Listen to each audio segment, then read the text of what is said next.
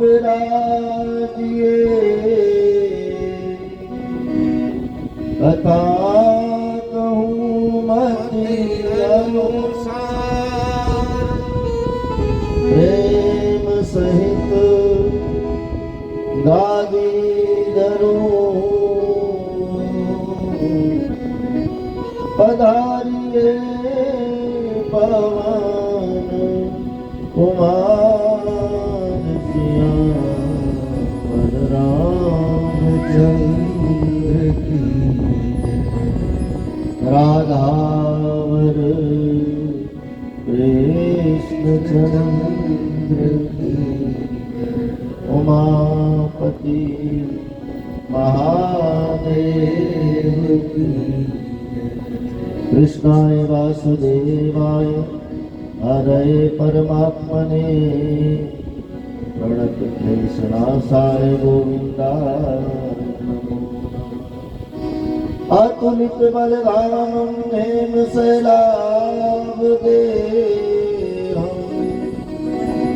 धनुजीवन प्रसानं ज्ञानिनामाग्रगण्यं सकल गुण निधानं वानराणां रघुपति प्रियभक्तं वात जातं नमामि कृष्णं नारायणं वन्दे कृष्णं वन्दे व्रजप्रियं कृष्णं द्वैपायनं वन्दे कृष्णं वन्दे प्रकाशकं आइए शिव प्रसाद मेरा पत्नी से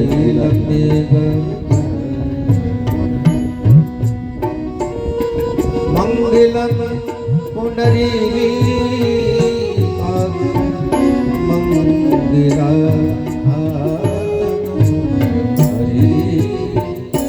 मंगलम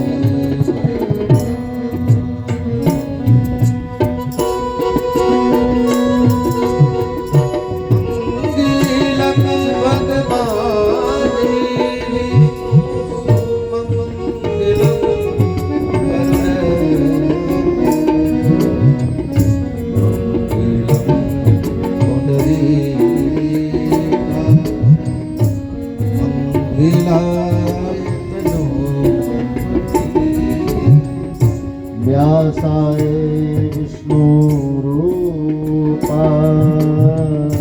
व्यासरूपाय वैष्णवे नमो वै ब्रह्मनिधये वसिष्ठाय नमो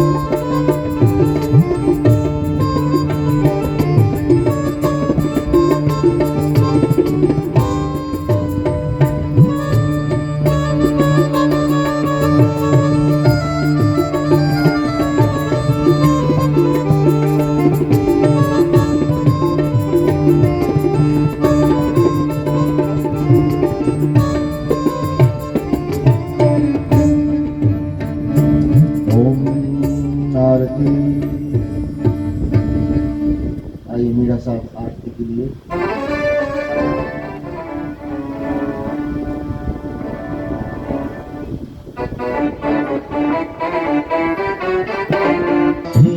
कृष्ण कन्हैया अगर मुरली बजैया की आरती कन्हैया यशोदा गोद खिलैया की आरती कृष्ण कन्हैया की यशोदा गोद खिलैया की आरती कृष्ण कन्हैया कृष्ण तुम मथुरा जन्म लियो नंद घर मंगलाचर पियो कृष्ण तुम मथुरा जन्म लियो नंदघर मंगलाचार कियो कृष्ण तुम यशोदा के भैया रामवल दाऊ के मैया कृष्ण तुम यशोदा के भैया संभल दावो के भैया मन मन गाय करे आरती कृष्ण कन्हैया मन मन गाय गाय जरैया की आरती कृष्ण कन्हैया कृष्ण तुम कंसासुर मारो राम तुम भूभार तारो कृष्ण तुम सासुर मारो शम तुम भूमि भार कृष्ण तुम अर्जुन के प्यारे राम हो भक्तन रखवारे कृष्ण तुम अर्जुन के प्यारे शम तुम भक्त रखवा आज रखैया आरती कृष्ण कन्हैया आज रचैया की आरती कृष्ण कालिया नाग रखैया बन बन गाय चरैया कालिया नाग कन्हैया की बन बन गाय चरैया यशोदा गोद खिलैया आरती कृष्ण कन्हैया यशोदा गोद खिलैया की आरती कृष्ण कन्हैया अदर धर फूल बजैया आरती कृष्ण कन्हैया अदर धर गाय चरैया की आरती कन्हैया आरती गाते सदानंद मन होता आनंद आरती गाते आनंद मन में होता अति आनंद वृंदावन दास रखैया आरती कृष्ण कन्हैया दास रचैया की आरती कृष्ण कन्हैया अदर धर फूल बजैया आरती कृष्ण कन्हैया बजैया की आरती कृष्ण कन्हैया आरती कृष्ण कन्हैया आरती कृष्ण कन्हैया आरती कृष्ण कन्हैया आरती कृष्ण कन्हैया आरती कृष्ण कन्हैया आरती कृष्ण कन्हैया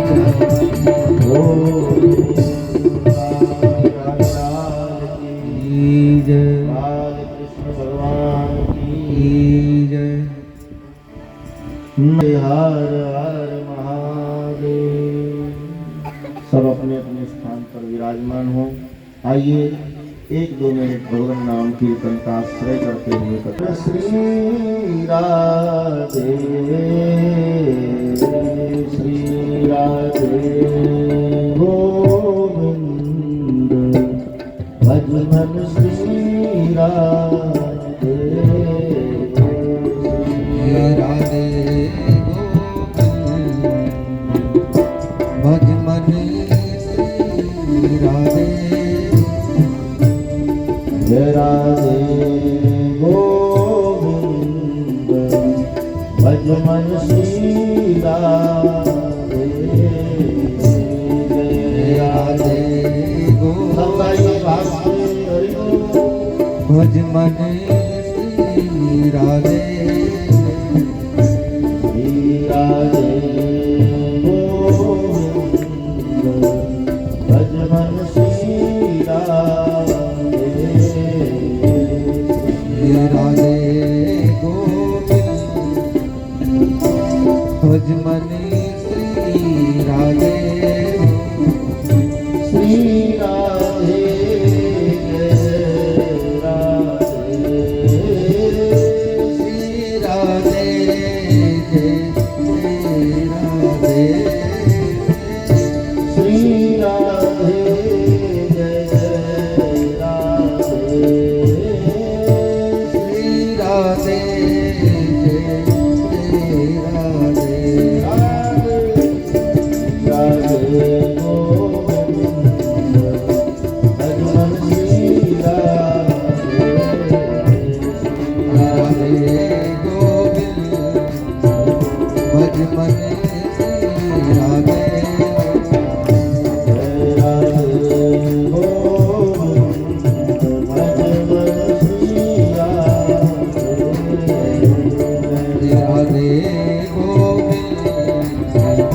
भज मन श्री राधे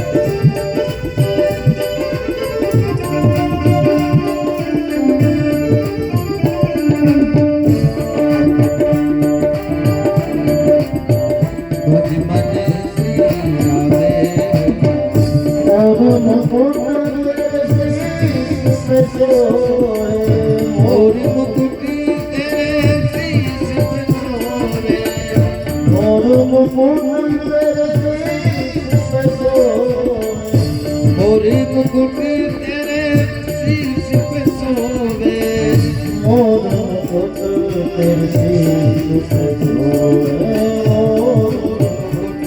तेरे शीश पे अरे जल में जल सेवा भज मन श्री राधे जल में जलती भज मन श्री राधे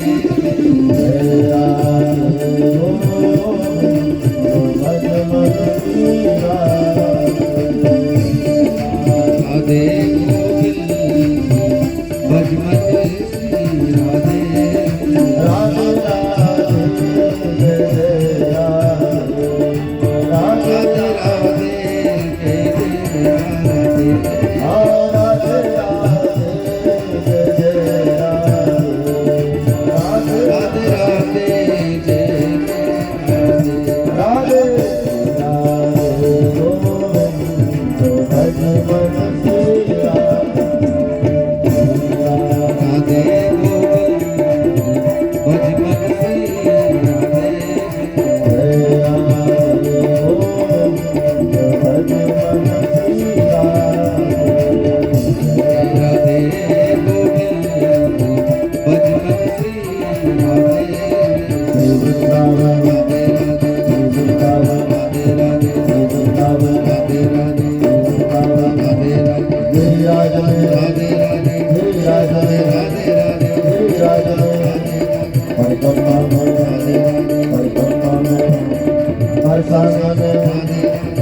बरसाने में राधे राधे बरसाने में राधे राधे जय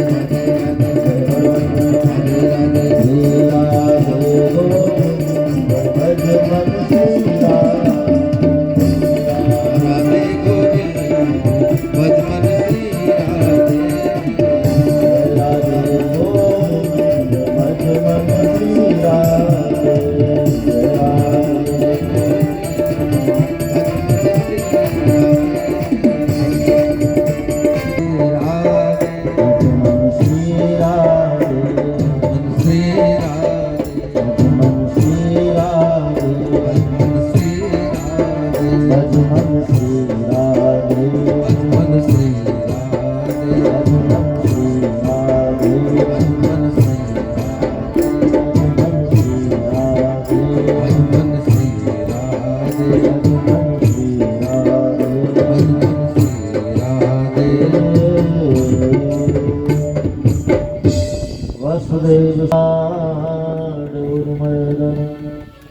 देवकी परमानंदम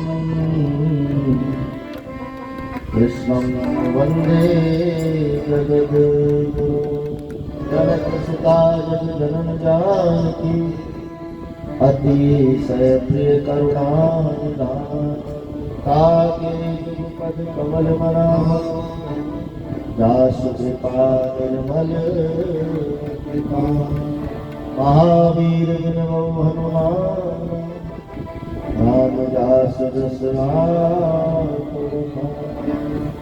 प्रणवो पवन कुमार हलवद पावक ज्ञान जासु हृदया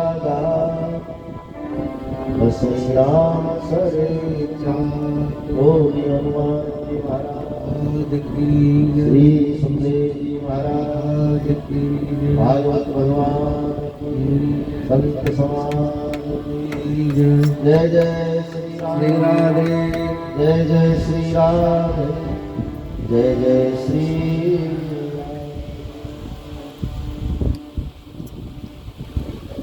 भगवान के परम पावन चरण कमल में वंदन करते हुए यहाँ दृश्य अदृश्य रूप में निवास कर रही सभी चेतनाओं को परम वंदन करते हुए वास्तु देवता, दिशा देवता, समय देवता, समग्र दैवी समाज का कथा में आवाहन करते हुए यहाँ किसान विस्तार कॉलोनी के अंतर्गत जो कथा शुरू हो रही है, तो यहाँ के सभी निवासियों के पूर्वजों को, उनके पितृगणों को कथा में आमंत्रित करते हुए स्थान देते हुए इस परम भूमि जहाँ वास्तविक विराजमान इसको नमन करते हुए आप सब कथा को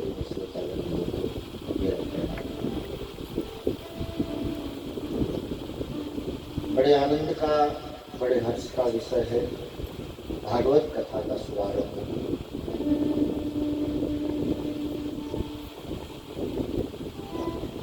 ऐसा हमने संतों से सुना है, ऐसा सुना है हमने महात्मा से कि शुभ घड़ी में, शुभ नक्षत्र में, अब पता नहीं वो शुभ कब आएगा, बाकी शुभ आता है। शुभ और अशुभ दोनों प्रकार के समय, नक्षत्र, घड़ी इंसान के जीवन में आते रहते हैं, उसको उसका आवास भी होता रहता है। एक दिन कह देते लोग आज हमारा दिन ठीक नहीं, आज सब काम बिगड़ रहे हैं। कई दिन ऐसा होता है कि घर से निकलो सब काम बनते चले जाते हैं, बड़ा अच्छा दिन निकलता है। तो ये नक्षत्र घड़ी जो होते हैं इनकी बड़ी महत्वता है हमारे जीवन में। तो शुभ नक्षत्र में, शुभ घड़ी में किसी के मुख से कोई सुंदर शब्द, परमार्थी शब्द, धर्मार्थी शब्द निकल जाए तो ठाकुर जी उसको पूरा कर देते हैं। और वो शब्द निकला हमारे मैया कौशल्या के मुख से, शिव जी की माँ। क्योंकि हम आए थे यहाँ 5-6 महीने पहले और हमारे बिलवातुर थापा जी, शशि थापा जी हमारी व्यासपीठ से बहुत पहले से जुड़े हैं। 15-20 साल कथा प्रेमी हो तो यहाँ उनका स्थान बना तो हम तो मन हुआ कि चलो थापा जी के यहाँ आज निवास करें 1-2 दिन। तो 1 दिन या 2 दिन हम यहाँ रहे थे। तो कैंपस बड़ा प्यारा लगा। लोग शाम के समय यहाँ घूमते थे सब, और राधे श्याम सीताराम विश्वराम। तो लगा कि सत्संग के लायक स्थान होना चाहिए। तो ऐसा शुभ विचार हमारे मन में आया, ऐसे शुभ शब्द कौशल्या माँ के मुख से निकले, और फिर इस पूरे संकल्प को पूरा करने के लिए शशि थापा जी, दिलबहादुर थापा जी, शशि थापा जी, उन्होंने इसको बिल्कुल उठा लिया और सबसे संपर्क, सबसे मिलना। अब अटकलें कैसे हुई, क्या हुआ, मुझे नहीं पता। कौन जुड़ा, कौन हटा, समाज है और हम ये सब देखते आ रहे हैं, क्योंकि इसी में तो हम चल रहे हैं, रोज देखते हैं। जहाँ 7-5 का काम होता है, एक पूरब को जा रहा है, एक पश्चिम को जा रहा है, एक उत्तर को जा रहा है, और सबको सबमिट करना ये बड़ा मुश्किल। कोई पर्सनल करवाए ठीक, उसकी इच्छा अनुसार करवाए, लेकिन 7-5 मिलकर ये धर्म का आयोजन करवाए, ये बड़ा मुश्किल है। ये तो पार हो जाए तब सब। अब व्यासपीठ स्थापित हो गई, कथा शुरू हो गई, अब होगा, अब उसमें कोई रिगर्ट नहीं और कोई वो नहीं। लेकिन उसके पहले बहुत प्रकार से सुनने को मिलता है। तो मुझे लगता है कि शुभ समय में कोई संकल्प हो जाए और शुभ समय में कोई वाणी निकल जाए तो ठाकुर जी उसको कैसे भी साकार करते हैं, पूरा करते हैं। तो आज वो दिन आया और बड़े भाव के साथ में आपके ईशान स्थान श्रीमद् भागवत जी की स्थापना हुई। बड़े सुंदर भाव से आपने शोभा यात्रा निकाली प्रातः, और अब कथा का शुभारंभ हो रहा है। कोई भी कथा शुरू होती है, सनातनी शास्त्रों का ऐसा नियम है, कोई भी कथा शुरू होती है तो पहले दिन केवल कथा का महत्व सुनाया जाता है, ग्रंथ का महत्व बताया जाता है। और महत्व माने क्या? महत्व माने उसका महत्व, उसकी महिमा। तो हम भागवत कथा सुनने आए जरूर, लेकिन भागवत की कथा सुनने से पहले भागवत के बारे में जानना बहुत जरूरी है। भागवत क्या है? ये तो क्रम चलता आ रहा है, रोज कथा होती, रोज खूब लोग भीड़ होती, खूब जाते हो, लेकिन भागवत के बारे में जानना वो कथा से पहले जरूरी है।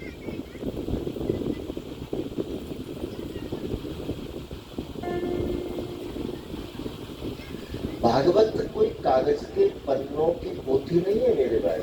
जरूर वो कागज में लिखा हुआ है, लेकिन उसको हम केवल एक पोथी नहीं मानते हैं, बल्कि परमात्मा का स्वरूप मानते हैं।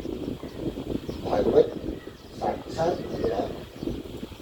भागवत का परिचय कृष्णा नाम भागवता, भागवता नामो च कृष्ण सा। भागवत साक्षात भगवान। और ये कोई वक्ता की वाणी नहीं है, कोई लेखक की लेखनी नहीं, कोई विद्वान का उद्गार नहीं, बल्कि साक्षात परमात्मा के मुख से निकली हुई कथा है। उन्होंने बताया क्यों इस ग्रंथ को गोविंद का रूप माना, तो उसके पीछे कथा बताई। श्री कृष्ण द्वापर में जब इस धरती पर आए तो आप जानते हो कृष्ण कितने दिन यहाँ रहे? कृष्ण की उम्र कितनी थी? अभी तो मृत्यु लोग हैं, यहाँ तो सबकी उम्र होती है, चाहे वो परमात्मा हो चाहे सामान्य हो। यहाँ जो आया है एक निश्चित अवधि लेकर आया, और अवधि को पूरा करके उसको यहाँ से जाना ही होता है। जन्मों की मृत्यु नाम, ये मृत्यु लोक है, यहाँ कोई सदा नहीं रह सकता। यहाँ सबको एक दिन जाना हो, वो राजा हो, रंक हो, श्रीमंत हो, सामान्य हो, ज्ञानी हो, अज्ञानी हो, साधु हो, संस्कारी हो, मरना सबको है। तो उम्र सबकी होती, कोई 20 साल में गया, कोई 40 साल में गया, कोई 60 साल में गया, और लास्ट कलयुग में 100 वर्ष बचे। 100 ही तो रहे।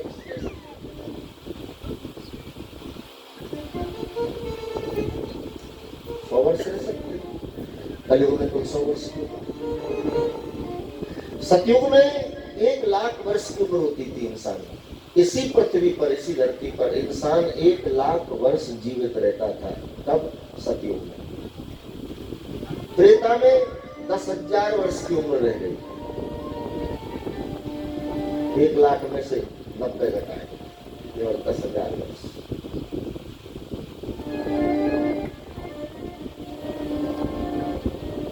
द्वापर में 1,000 वर्ष। कलयुग से पहला जो युग था इस धरती पर द्वापर, उसमें इंसान 1,000 वर्ष तक जीवित रहता था, यानी कृष्णकालीन युग। कृष्ण द्वापर में आए और द्वापर में 1,000 वर्ष की उम्र निर्धारित थी कि 1,000 वर्ष यहाँ प्राणी जीवित रह सकता है। लेकिन कृष्ण की उम्र केवल 125 वर्ष, 128 दिन कुछ ऐसे बस, जिसमें जन्म लिया मथुरा में और तुरंत चले गए वृंदावन में। तो ब्रज की धरती पर गोविंद ने केवल 11 वर्ष और 52 दिन लीला की। बस 11 वर्ष 52 दिन की लीला करके परसों का कहकर एक बार जो गए कि कभी लौट कर आए नहीं। तो कृष्ण की जब 125 वर्ष की उम्र पूरी हो गई और सभी उसके कार्य लगभग पूरे हो गए, तो देवताओं ने परमात्मा को आग्रह किया कि महाराज, अब आपका पृथ्वी कार्यकाल पूरा हो गया, अब आप अपने धाम को चलो, तो ये तो मृत्यु लोग है, तो छोड़ना पड़ेगा इन्हें। तो कृष्ण ने कहा चलो ठीक, मेरा सब पूरा हुआ, अब मैं चलूं।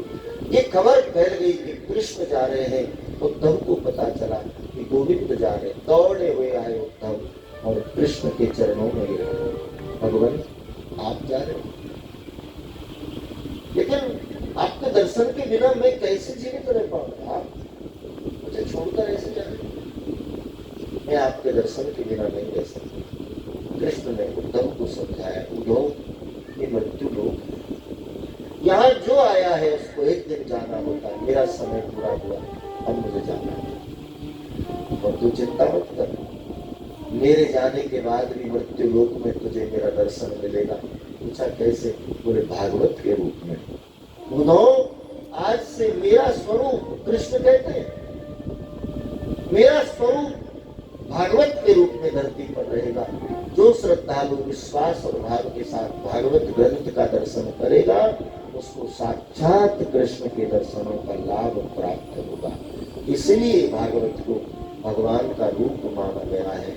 कृष्णा नाम भागवता, भागवता नामम च कृष्ण सा। तो हम कोई कागज के पन्नों की पोथी के सामने नहीं बैठे, बल्कि महसूस करो साक्षात परमात्मा के सन्मुख बैठे। ये भागवत भगवान है। आपके नगर में साक्षात भागवत के रूप में गोविंद विराजे, और बड़भागियों को मिलता है अवसर, मेरे भाई सबको नहीं मिलता।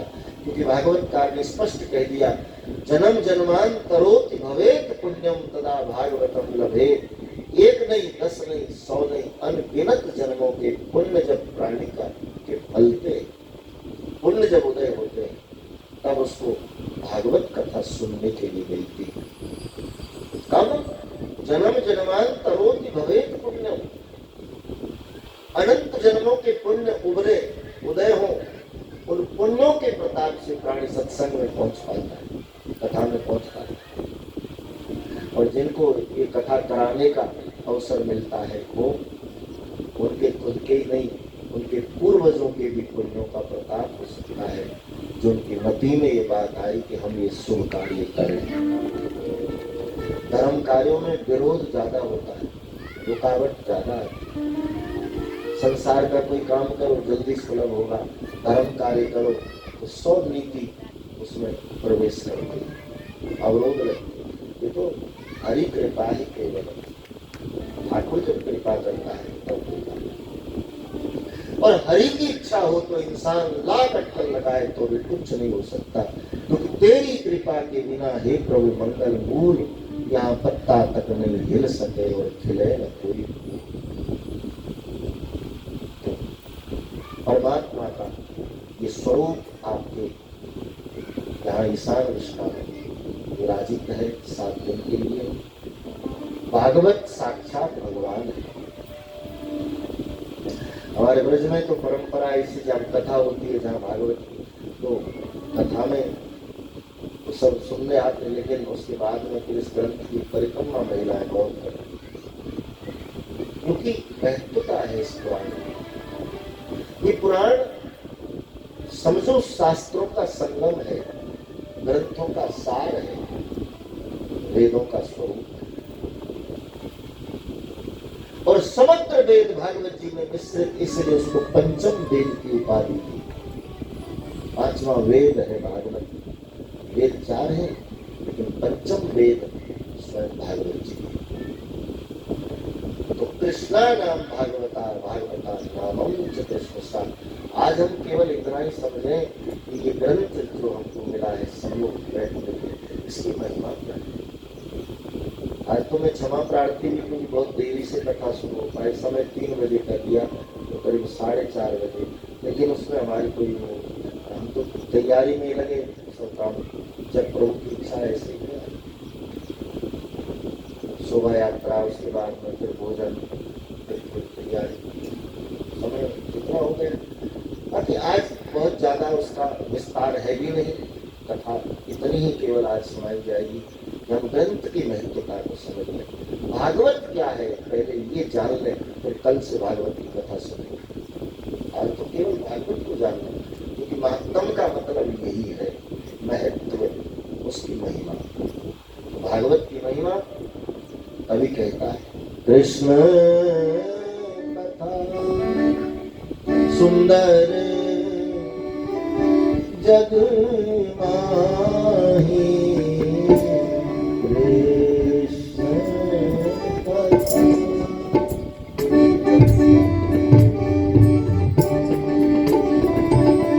कृष्ण कथा सुंदर जग माही, कृष्ण कथा सुंदर जग बड़ी प्यारी कथा है।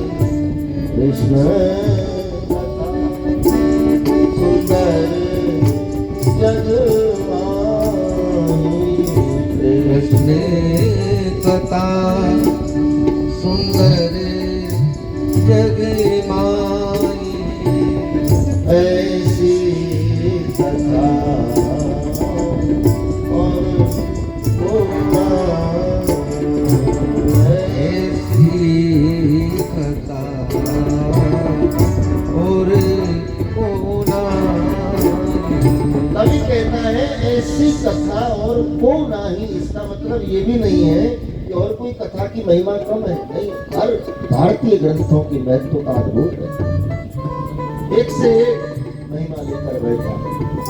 लेकिन भागवत बिल्कुल यथार्थ स्वरूप है। कृष्णा नाम भागवता, भागवता नामम च कृष्णस्य।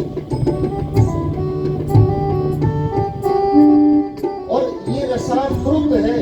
इंसान जीवन में कभी तृप्त नहीं होता भौतिक वस्तुओं से, लेकिन कथा अमृत पिया जिसने वो तृप्त हुआ।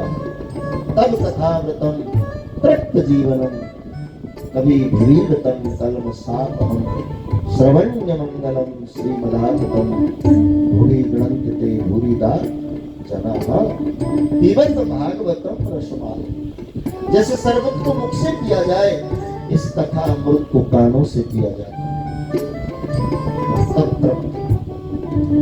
सुनहु भागवत संत सुजाना, सुनभो भागवत संत सुजाना, सुनहु भागवत संत सुजाना, सुनभो भागवत संत सुजाना, व्यास आदि कवि बरद बखाना, व्यासी आदि कवि बर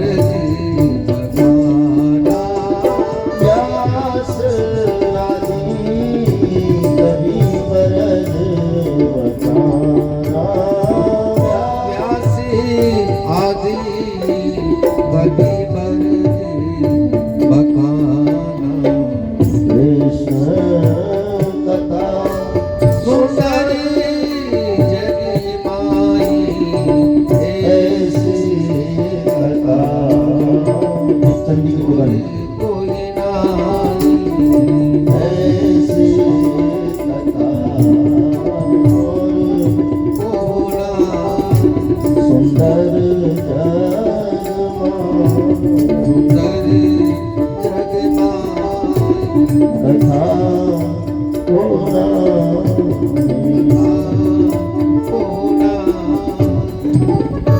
तो कृष्णा नाम भागवता भागवता नामम च कृष्ण। कवि के ऐसी कथा और भूला। तो ये कथा बड़ी दुर्लभ है, बड़ी अद्भुत है। जिनको सुनने के लिए अवसर मिले उन पर साक्षात प्रभु की कृपा बरस रही है, ऐसा समझो। मेरे अनुभव से और महात्माओं के कहने अनुसार 3 बल जब तक प्राणी के जीवन में एकत्रित न हो वो कथा स्थली में नहीं पहुंच पाता है। कौन कौन से 3 बल? एक भाग्य का बल, दूसरा पुण्यों का बल और तीसरा हरि कृपा का बल। भाग्य संग हो, अनुकूल हो और हमारे पुण्य जागृत हुए हो और प्रभु की कृपा हो गई हो तो हम निश्चित कथा में पहुंच पाए। तो जिनको कथा सुनने का सौभाग्य मिला वो बड़भागी हैं, और जिनको कथा में निमित्त बनने का अवसर। ये कथा सार्वजनिक है, ईशान निष्ठा निवासियों के सहयोग से है, सबकी है ये कथा।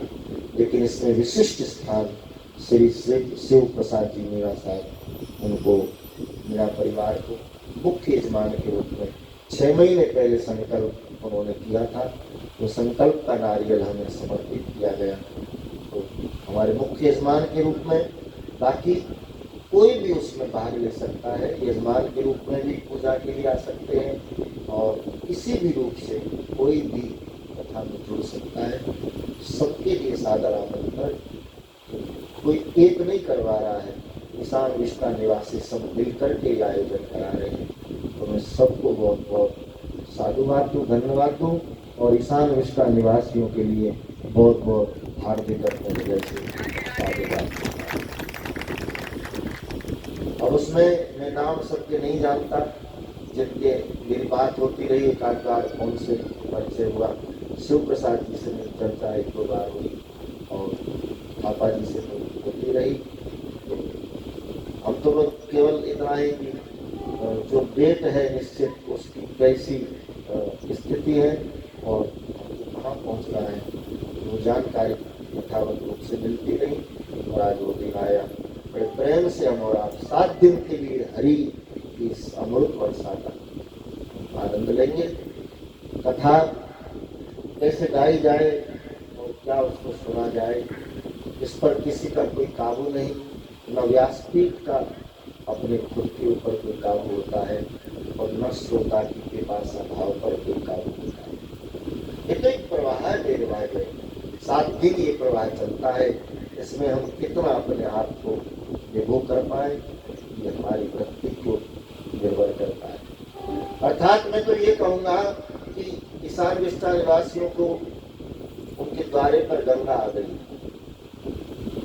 अब उसमें डुबकी लगाने से हम वंचित रह जाए कि हमारा भागापन, घर बैठे गंगा आइएगा, क्योंकि कथा गंगा है। पूछे रघुपति कथा प्रसंगा और सकल लोक जग पावनी गंगा। तो भागवत गंगा है, तो इस गंगा में डुबकी लगाने से पूर्ण पवित्रता प्राणी को प्राप्त होती है। ऐसा उसका महत्व है। श्री भागवत जी के 4 अक्षर है, भा, दार, वा और ता। भा अक्षर हमको भक्ति का बोध कराता है, दा अक्षर हमको ज्ञान का बोध कराता है, वा अक्षर हमको वैराग्य का बोध कराता है और ता अक्षर हमको तरण उद्धार मोक्ष का बोध कराता है। ये मनुष्य जन्म मिला है, ये ऐसे ही न बीत जाए, इसका सदुपयोग करें। मनुष्य जीवन केवल सांसारिक सुखों के लिए नहीं है, केवल सांसारिक कार्यों के लिए ही नहीं है। मनुष्य जीवन मिला है हमको साधना करने के लिए, स्वाध्याय करने के लिए। हाँ, गृहस्थ आश्रम में हमको भगवान ने भेजा, जरूर हम अपनी जिम्मेदारियां पूरी करें, घर में जो करना सो करें, जो काम हमारे लिए है उसको खूब ईमानदारी से करें। गीता के अनुसार कहूँ तो कर्म ही पूजा, योग कर्मसु कौशलम। जो इंसान कुशलता से अपने जीवन में कर्म करता रहता है वो समझो हर घड़ी पूजा ही कर रहा है। कर्म पूजा, लेकिन शर्त वो कर्म सत्कर्म होना चाहिए, दुष्कर्म नहीं होना चाहिए। वो कर्म सत्कर्म होना चाहिए, कुकर्म नहीं होना चाहिए।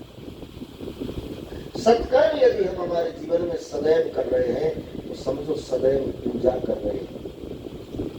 कृष्ण की जब बात कहे ना तो कृष्ण तो कर्म योगी को ज्यादा लाइक करता है। योग कर्म सुकौशलम, कृष्ण के ददामि बुद्धि योगंतम। हे कर्म योगी, तू रास्ता चल, मैं तेरी मंजिल बन जाऊंगा। तू कर्म कर, मैं तेरा फल बन जाऊंगा। तू भजन कर, मैं तेरी मुक्ति बन जाऊंगा। तो कोई भी कर्म उपासना भाव से करो, बाकी केवल संसार में ही हम पूरा कर दें इसलिए ये मनुष्य शरीर नहीं है।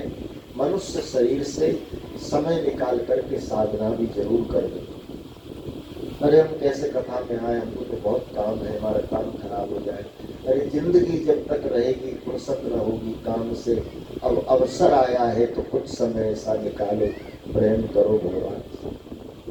प्रभु कार्यों के लिए, धर्म कार्यों के लिए, कथा कार्यों के लिए समय मिलता नहीं, निकाला जाए, निकालो जरूरी। क्योंकि यहाँ की लिप्तता के बारे में मैं बहुत बोलूं नहीं, सब जानते हैं। स्वप्न की तरह अभिप्राय मेरे भाई, जिस दिन स्वप्न से जागोगे ना उस दिन सब कुछ समाप्त होगा। जागृति ही स्वप्न है। ये जो हमारी लौकिक जागृति है ये स्वप्न की तरह। अलौकिक जागृति तो उस दिन होगी जिस दिन इस शरीर से प्राण बिल्कुल विलग हो जाएगा और तब देखेगा अब क्या, जब न घर है, न परिवार है, न पड़ोसी है, न रिश्तेदार है, केवल तेरे सत्कर्म ही तेरे संग जाए, बाकी सब यही पड़ा रहे। धन रह जाए तिजोरियों में, नाते रिश्ते सगे संबंधी रह जाए शमशान तक, वहां से आगे की यात्रा में केवल तेरे द्वारा किए हुए सत्कर्म ही तेरे संग जाए, तेरे द्वारा किए हुए पुण्य कर्म ही तेरे साथ संग जाए, बाकी तो सब यही पड़ा। ये कवि कहता है।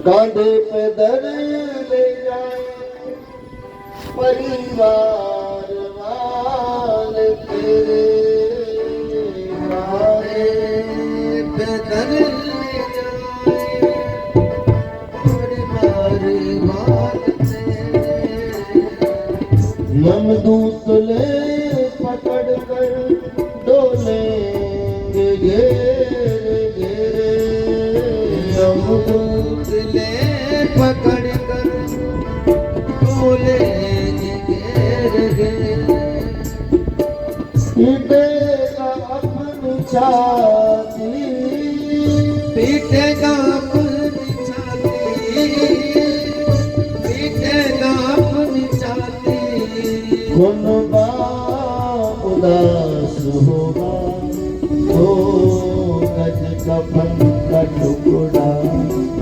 तेरा लिबास होगा, 2 गज कफन का टुकड़ा तेरा लिबास होगा। जाएगा जब यहाँ से, जाएगा जब यहाँ से, जाएगा जब यहाँ से, कुछ भी न पास होगा, 2 गज कफन का टुकड़ा तेरा लिबास होगा। 2 गज कफन का टुकड़ा तेरा लिबास होगा। चुन चुन के लकड़ियों से ढक देंगे तेरे बदन को, चुन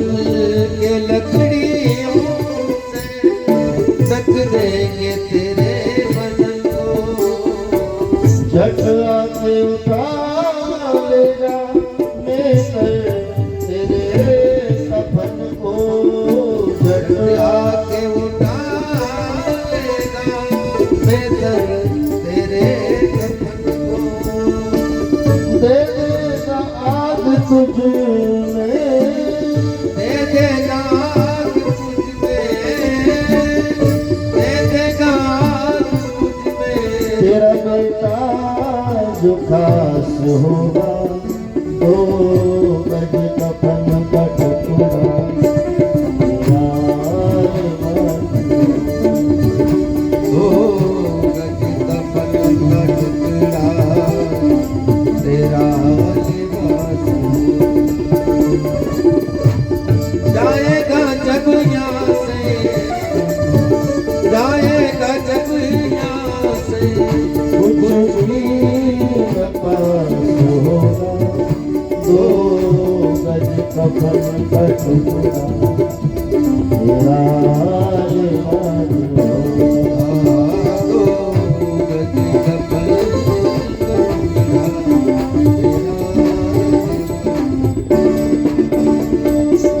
मिट्टी में मिले मिट्टी, बाकी जो खाक होगी।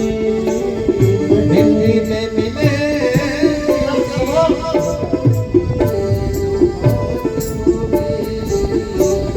मिट्टी में मिले मिट्टी, बाकी जो खाक होगी।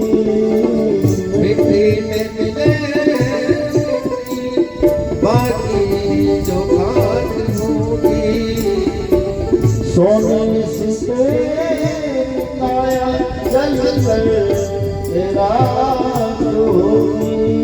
सोने से तेरी काया जल कर तेरा होगी। दुनिया से दूर हटके, दुनिया से दूर भटके, दुनिया से दूर भटके मर घट बस होगा, 2 गज होगा। 2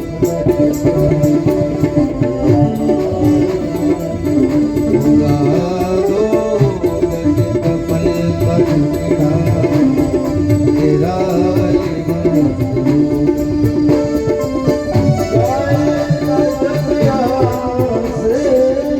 जाएगा जब यहाँ से, जाएगा जब यहाँ से कुछ भी न पास होगा, 2 गज कफन का टुकड़ा तेरा लिबास होगा।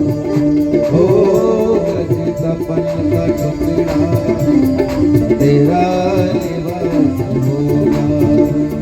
तेरा लिबास होगा। तेरा लिबास होगा। तेरा लिबास होगा।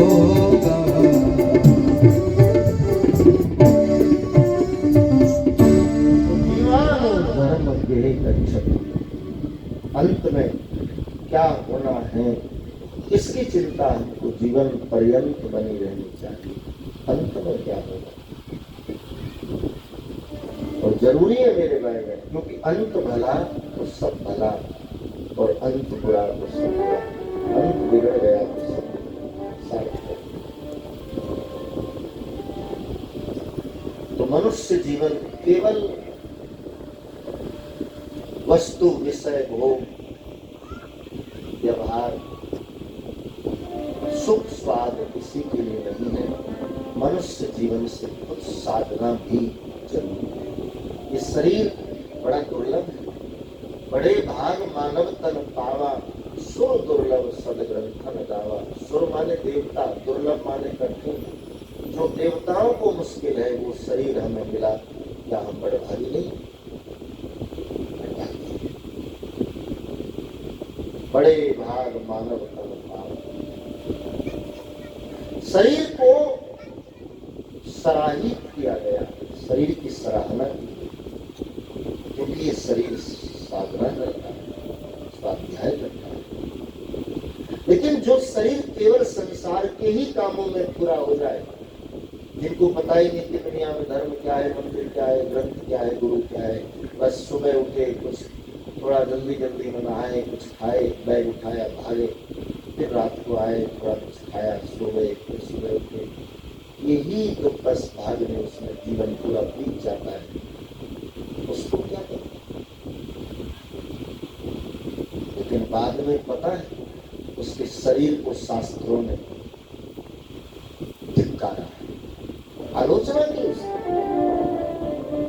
चित जल पावत गगन समीरा अपंच रचित अधम शरीर पंच रचित अधम शरीर।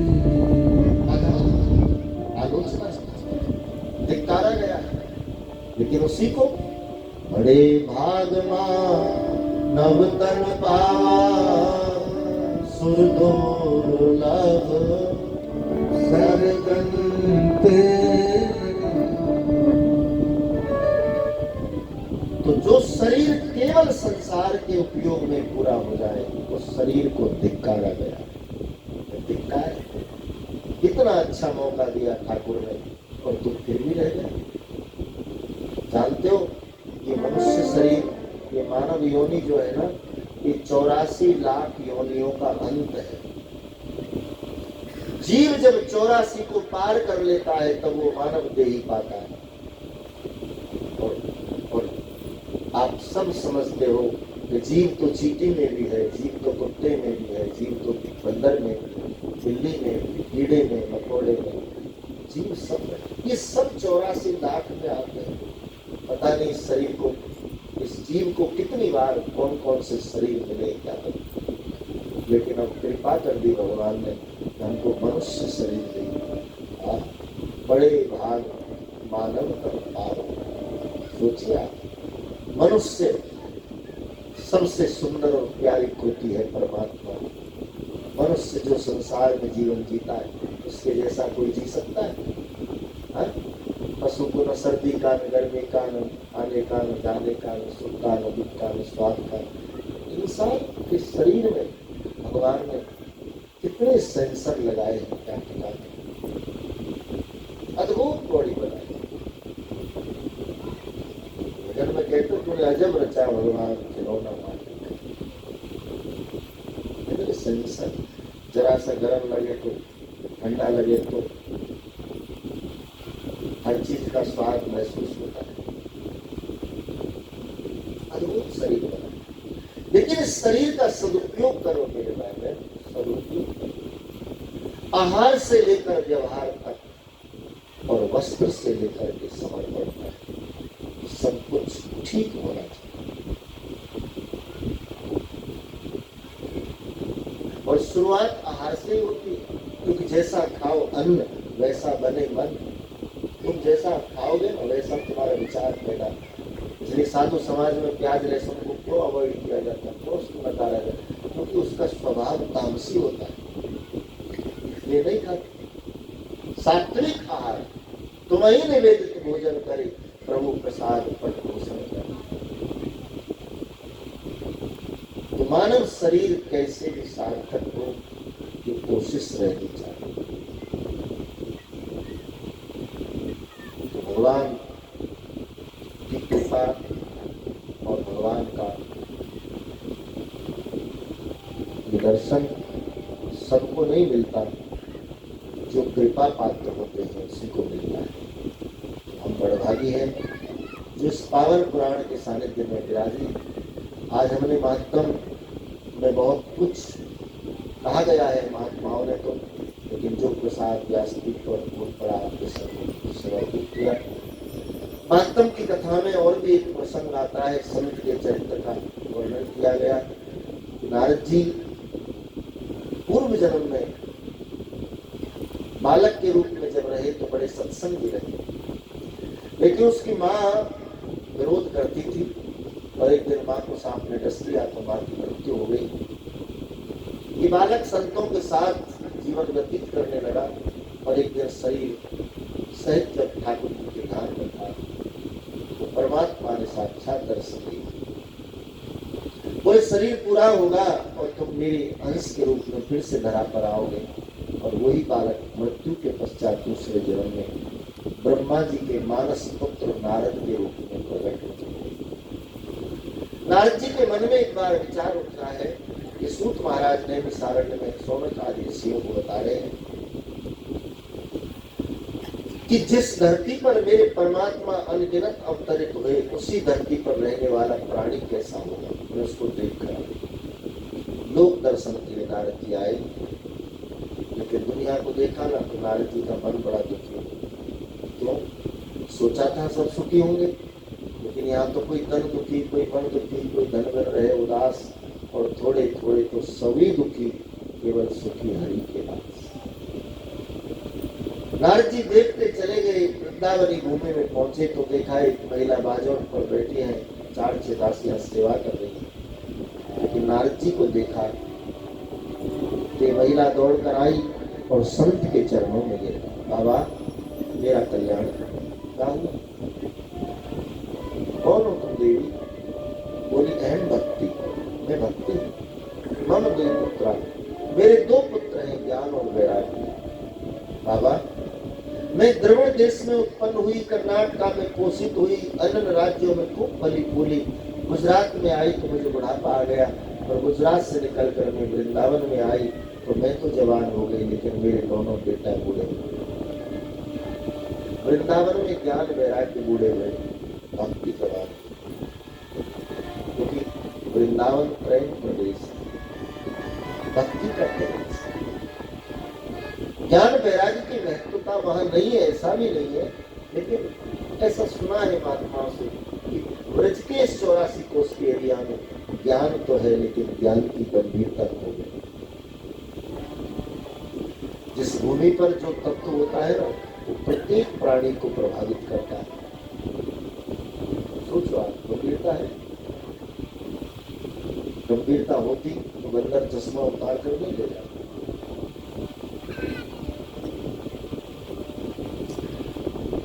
ये गंभीरता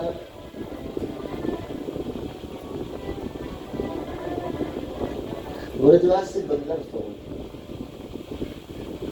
ब्रजवासी की महिमा, और ब्रजवासी से मेरा तात्पर्य जो रजकण जीव मात्र ब्रज में वास करे वही ब्रजवासी, लेकिन वो प्रेम से ओतप्रोत होता है, भक्ति से भरा होता है, गंभीरता ज्ञान की और वैराग्य का एकांती परमात्म संगच्छद्वम संपदत्वम, सामूहिक रूप से पुकार राधे राधे श्याम मिला दे, राधे राधे श्याम मिला दे, राधे राधे श्याम मिला दे। ब्रज की धरती, घर घर तुलसी ठाकुर सेवा, घर घर तुलसी ठाकुर सेवा, और दरस बिहारी को, दरस बिहारी को, आदि मोइला के वृंदावन, आदि मोइला के वृंदावन,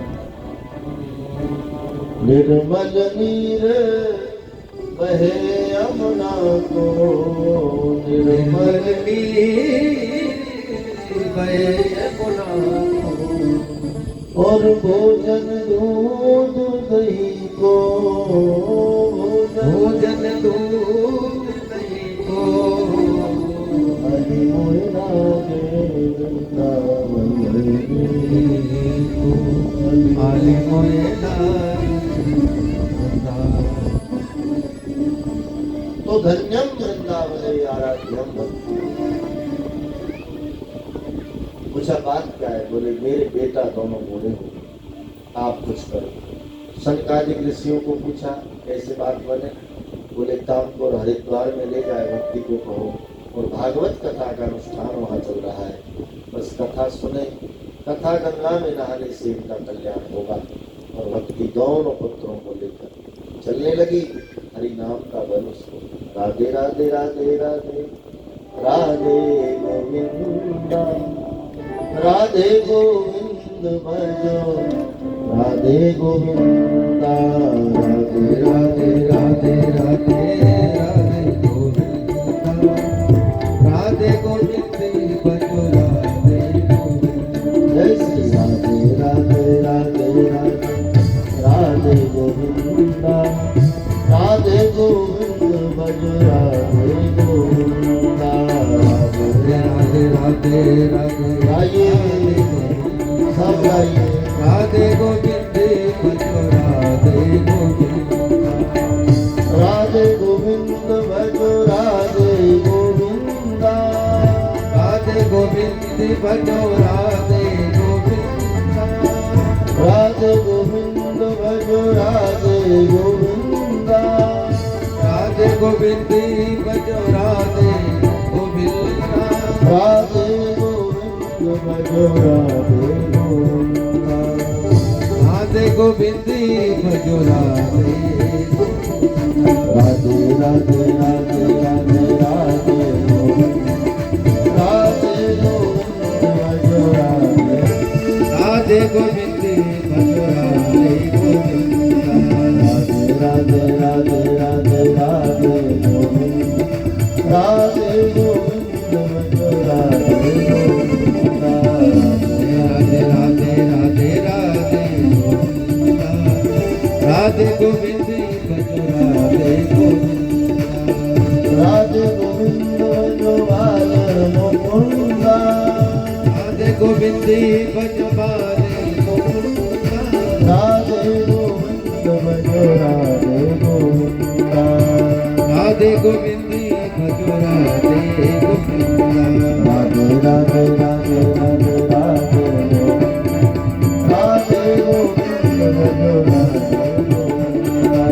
राधे राधे राधे राधे राधे राधे गोविंद भजो राधे गोविंदा, राधे राधे राधे राधे गोविंदा, राधे गोविंद भजो राधे गोविंदा, राधे राधे राधे राधे राधे गोविंद भजो राधे गोविंदा, राधे राधे राधे राधे राधे गोविंद भजो राधे गोविंदा, राधे गोविंद भजो राधे गोविंदा, राधे गोविंद भजो राधे गोविंदा, राधे गोविंद भजो राधे गोविंदा, राधे गोविंद भजो राधे गोविंदा, जय जय श्री राधे, जय जय श्री राधे, जय जय श्री राधे। ग्रंथ की जय जयकार क्यों? बोले अधोगत को सदगति दे दे, उसकी ऐसी महिमा उदाहरण। एकदा काले सुतो नाम पूर्वभद्राय सर्वधर्मेषु निर्वाणं च आत्मदेवो। तुंगभद्रा नदी के तट पर एक सुंदर नगर बसा हुआ था, जिसमें सभी धर्मों का पालन करने वाले लोग रहते थे। उसी में एक परम तेजस्वी आत्मदेव नाम का ब्राह्मण रहता था। आत्मदेव की पत्नी का नाम था धुंधली, और धुंधली शब्द का अर्थ जानते हो? धुंध माने अंधकार, यानी अंधेरे में रहने वाली जो स्त्री हो उसको धुंधली कह सकते हैं। अथवा जिसका स्वभाव बहुत कर्कशा हो उसको धुंधली कह सकते हैं। अज्ञान के अंधेरे में जो गुमराह हो रही है उसको धुंधली कह सकते हैं। परिवार को जो सूत्र में न बांधे और कलह असमय पैदा करे उस स्त्री को भी धुंधली की उपाधि। अब ऐसी धुंधली किसी के पल्ले पड़े तो गृहस्थ जीवन कैसा हो सकता है? आप सब एक पार्क में दो मित्र बैठे थे तो चर्चा हुई, तेरी शादी हुई? बोले हाँ तेरी, बोले मेरी भी होगी। तो गृहस्थी में सब ठीक? बोले सब ठीक। बोले मेरे कुछ भी ठीक है। क्यों? बोले मेरी पत्नी मेरा कहना नहीं मानती, बहुत परेशान, बिल्कुल नहीं मानती, बिल्कुल नहीं मानती। नहीं, मैं कहूँ देवी पूरब में चल रहा है तो पश्चिम में जाए, मैं कहूँ उत्तर में चल रहा है तो दक्षिण में जाए, मैं कहूँ ये काम नहीं करना तो जरूर करना, और मैं कहूँ नहीं करना तो करना। परेशान तू कोई सलाह देना कैसे छुटकारा मिले? उसने कहा तलाक। बोले वो लंबा लफड़ा है, वो कचहरी में। और बोले काम कर हरिद्वार ले। बोले क्यों जाएगी? वो मरने जाएगी। बोले तूने बताया ना कि मना करूं तो कर दिया।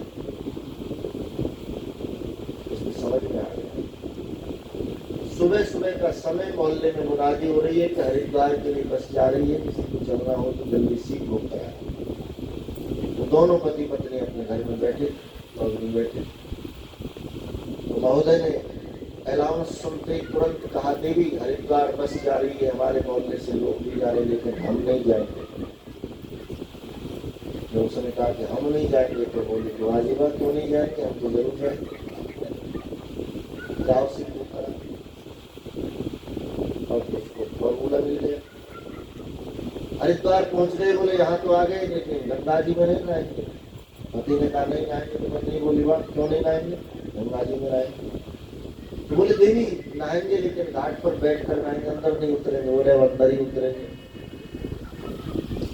अब जिसके लिए वो मना करे उसको करे। तो अंदर उतरेंगे तो पानी में गहराई में चली गई, गर्दन तक शरीर डूब गया पानी में। तो कहा कि देवी अब आगे मत जाना, खाइए डूब जाओगी। उसने देखा तेरा सत्यानाश, तू मुझे मरवाना चाह, लेकिन तेरी बात मानना मंजूर नहीं, पढ़ना मंजूर। गई तो डूब गई, पानी में बहकर चली गई। ऐसे पानी का वहां जा रहा है कि आदमी ऐसे ऐसे खोजने लगा। लोग पूछने लगे क्या कर, क्या खोज रहे? बोले मेरी पत्नी खो गई, उसको खोज रहा हूँ। खोज रहे तो उधर जाओ जहाँ पानी बहकर जाए। बोले नहीं, वो मिलेगी तो इधर ही मिलेगी। ऐसी उसको भी बंदरी कह सकते। आत्मदेव के कोई संतान नहीं, बड़े परेशान। एक दिन आचार्य जी के पास गए, महाराज बताओ ना मेरे भाग्य में कुछ है कि नहीं। तो उसने हस्तरेखा देखी, भाग्य रेखा देखी। बोले न तो पुत्र से गति नास्ति, आत्मदेव तेरा जीवन देखा, पुत्र नहीं गति। बड़ा परेशान है। बोले मर जाऊं क्या करूं, आत्महत्या कर ली। तो कोई महात्मा उसको मिल गए, मौज आई महात्मा की, फल दे दिया। बोले ले तेरी इच्छा पूरी हो जाएगी। पत्नी को फल दिया। बोले देवी इसको ग्रहण करना, हमारी इच्छा पूरी। अब धुंधली सोचे कि फल खाऊं, सगर्भावस्था में आऊं, 9 महीने कष्ट उठाऊं, प्रसव के दौरान मरूं कि बचूं, क्या पता, मैं क्यों ही रिस्क उठाऊं। फल फेंकने लगे। उसकी कोई पड़ोसन सहेली सत्संगी, उसने कहा बहन ये संत का प्रसाद, उसका पुरस्कार मत कर, तू न खाए न खा, गाय को खिला दे, इसका आदर दिला। और उसने कहा मैं मेरी संतान को मैं दूंगी। तो कुछ दिन कपड़ा आदि लगा करके उधर के दुनिया को धोखा कि मैं सगर्भा हूँ। और एक समय आया, पड़ोसन की संतान को अपना बताकर उनकी तारीफ कुंडली में संतान पाए। लेकिन संत के प्रसाद के प्रताप से गाय ने आज बड़े प्यारे बालक को जन्म दिया। चरवाहे ने आत्मदेव को कहा महाराज हद हो गई। बोले क्या? आज एक पशु से इंसान का जन्म हुआ। सुनकर आत्मदेव उसकी आंखों में आंसू आए। ये विधाता, मेरा जीवन का श्राप समाप्त हो गया। क्योंकि आत्मदेव रोता रहता था, मैं मेरे घर में कोई गाय बांधू तो बांझ हो जाती है, तुलसी का पौधा लगाऊं तो सूख जाता है, और कोई संतान नहीं, मुझे कौन श्राप लगा। लेकिन आज मैं श्राप मुक्त हो गया। दौड़ कर गए घर में, देखा गाय ने बड़ा प्यारा बालक जन्मा है। समग्र अंग मनुष्याकृति में ढले, कि कान बड़े बड़े गाय के जैसे थे। स्वात्मदेव ने उसका नाम लिया, गोकर्ण रख दिया। बोलिए गोकर्ण जी महाराज की। दुंदकारी दुष्कर्मी हुआ, गोकर्ण महान पंडित हुआ। दुंदकारी दुष्कर्म करते करते दुर्गति को प्राप्त हुआ। गोकर्ण जगत कल्याण करने में लगे रहे। घर आए तो परिवार के पतन की कथा उसको सुना लगी। तो दुंदकारी के लिए उसका उद्धार हो, पिंडदान श्राद्ध किया, लेकिन कोई आधार नहीं। आखिर सूर्य भगवान को पूछा कि इसकी सदगति कैसे हो। तो सूर्य भगवान ने कहा गोकर्ण उसको भागवत कथा सुनाओ तो सदगति हो। गांव के सहयोग से सुंदर पंडाल बनाया, व्यासपीठ बनाई और सप्तग्रंथि के पास में धुंधकारी का पूजन करवाया और धुंधकारी को विराजमान करके कथा सुनाई। 7 दिन कथा सुनी। 7वें दिन सप्तग्रंथि का पास फट गया। इससे दिव्य पुरुष प्रकट हुआ और परमात्मा के दूत विमान लेकर आए। प्रगट पुरुष को विमान में बिठाया, लेकर परम धाम को चले। बोलिए भागवत भगवान की जय। तो भागवत के श्रवण से अधोगत को सदगति मिल गई। तब शेष ग्रंथ को मुक्ति प्रदान ग्रंथ के नाम से भी जाना जाता है। महात्मा की कथा पूर्ण होती है। कार्तिक के महीने में हम कथा सुन रहे हैं। हाँ? कार्तिक मास, वैशाख मास, अधिक मास, माघ मास, श्रावण मास, ये कुछ महीने कथा के लिए विशिष्ट बताए हैं। तो कार्तिक के महीने में आपके यहाँ कथा हुई है। मैं बहुत बहुत हार्दिक बधाई दूँ आप सबको। ठाकुर की कृपा बरसी, आप सबको 7 दिन के लिए हरि चर्चा सुनने का अवसर मिला। शिव प्रसाद जी मीना और उनका पूरा परिवार यजमान के रूप में कथा में रहे। और मैंने पहले भोपाल में कई बार आया, लेकिन यहाँ ये तो भोपाल का लास्ट लगता है, और आगे है।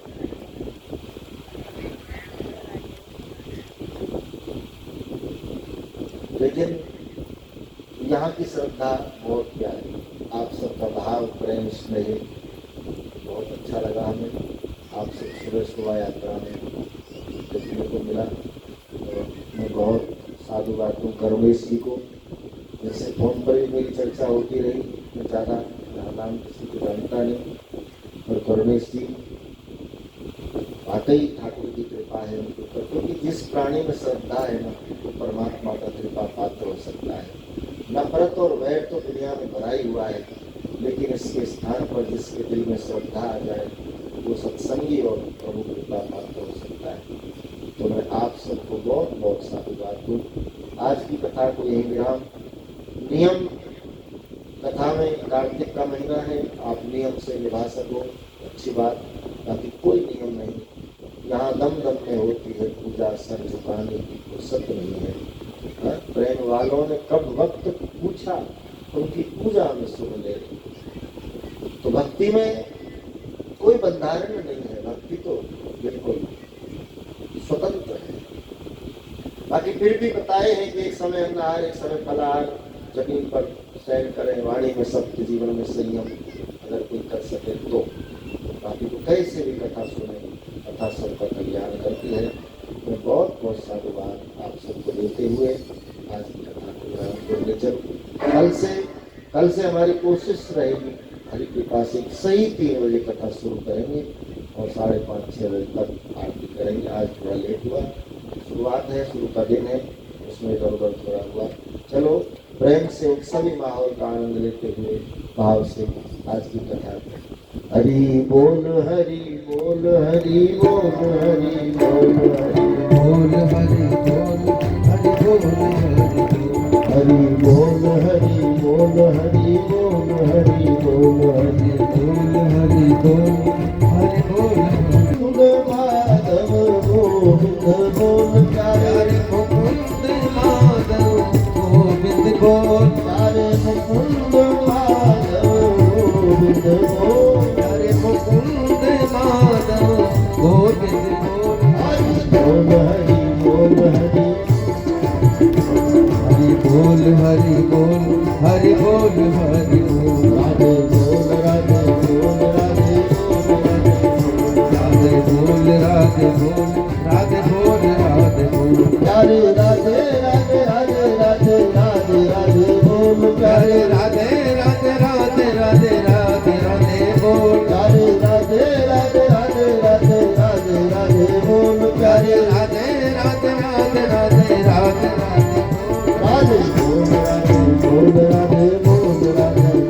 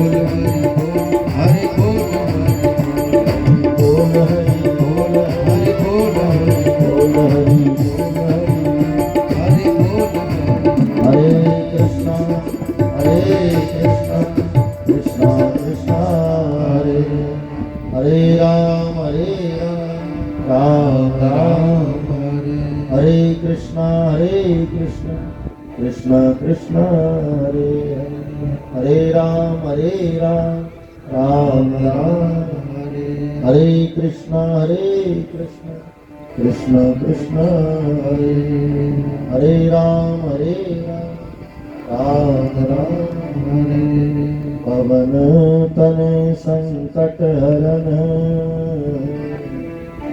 मंगल मूर्ति राम लखन सीता सहित बसो सुरभु प्रणवो पवन कुमार हलवन पावक या सुहृदयागा मुसलियाम वो भी हनुमान जी महाराज की बाल कृष्ण भगवान की गुरु भगवान नमः पार्वती पते आज की कथा विराम कल 3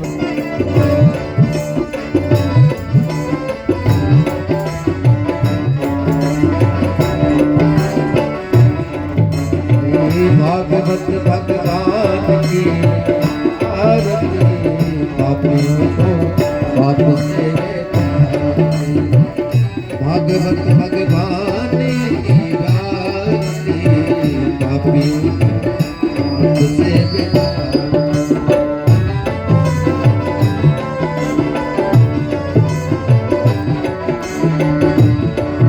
हे अमर वंश ये पंचम वेद निराला तब ज्योत जगा ये अमर वंश पंचम वेद निराला तब ज्योत जगा हरि नाम हरि नाम जग के मंगल पाप से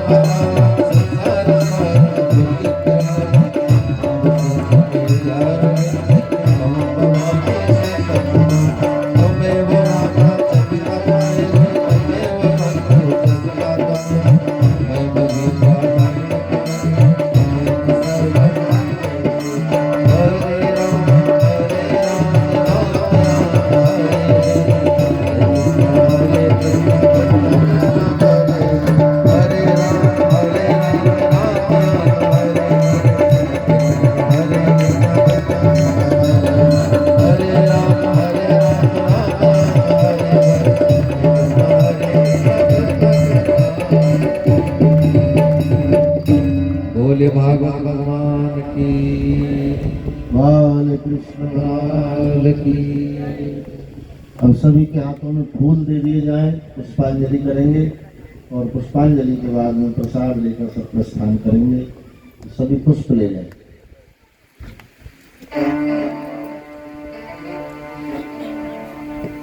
सबको जो थोड़ा थोड़ा। ओम यदेन यज्ञमय दन्तदेव तानि धर्माणि प्रथमान्य सम्नातेहनाकं महिमानं सचन्त्र यत्र पूर्वे साध्या सन्ति देवा। हरि ओम एकदन्ताय विद्महे वक्रतुण्डाय धीमहि तन्नो दन्ति प्रचोदयात्। हरि ओम नन्दनन्दनाय विद्महे वासुदेवाय धीमहि तन्नो कृष्ण प्रचोदयात्। जयवन्तिकाकुलचम्बकवाटाब्धि पुण्यादियादिगर्भीरसारपुष्पै बिल्वा प्रवाल तुलसीदलमञ्जरीभिः त्वं पूजयामि जगदीश्वरं प्रसीद। नाना सुगन्धिपुष्पाणि यथा कालुभवानि च पुष्पाञ्जलिं मया दत्त्वा गृह्णामि परमेश्वर मन्त्रपुष्पाञ्जलिं समर्पयामि। बोलिए भागवत भगवान की, नंद के लाला। जय जय श्री राधे, जय जय श्री राधे, जय जय श्री राधे। प्रसाद की व्यवस्था सबको प्रसाद दिया जाए और कल सब 3 बजे पधारिएगा। जिन्हें नहीं मालूम एक दूसरे को कहें और सभी कथा में पधारे। जय श्री राधे। अब न लागे दिया दिया,